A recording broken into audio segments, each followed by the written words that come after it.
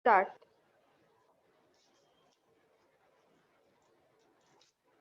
Good evening. This is Dr. Nilanjan Sengupta, Professor and Head, Department of Endocrinology, NRS Medical College, Kolkata.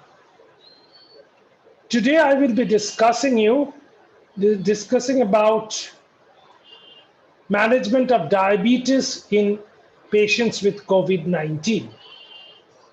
As you all know,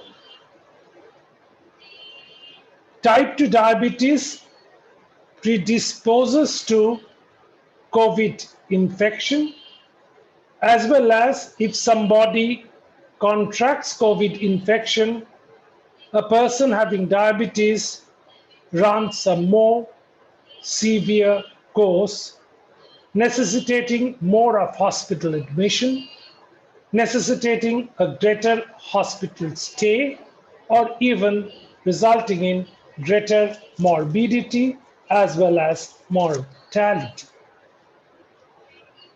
Now, a patient having COVID-19 may be classified as having a mild disease, minimally symptomatic or even asymptomatic, who can be managed at home or safe home, or those having severe disease needing hospital admission and oxygen support, and those being critically ill needing ICU support. Now, a patient who is suffering from diabetes and is having a mild disease can probably continue with the existing anti-diabetic medications with close home monitoring of blood glucose. But those having more severe disease, that is in moderate or severe COVID-19 pneumonia, necessitating steroid therapy, necessitating glucocorticoid therapy, there, of course, there is every chance of the blood glucose getting haywire. This is because not only of use of glucocorticoids, but also because of the stress of the illness, as well as some beta cell tropism by the virus leading to beta cell dysfunction, which may actually persist beyond recovery from COVID-19. In such situations, the best treatment would be an intensive insulin therapy with a basal bolus regimen, or even a continuous intravenous insulin infusion through a syringe-driven pump in a patient who is critically ill admitted to the critical care unit. Oral antidiabetic agents are better avoided in a patient who is hospitalized with considerable morbidity for the time being till the criticality of the illness is managed. However, agents like DPP-4 inhibitor and cautious use of metformin can be permitted.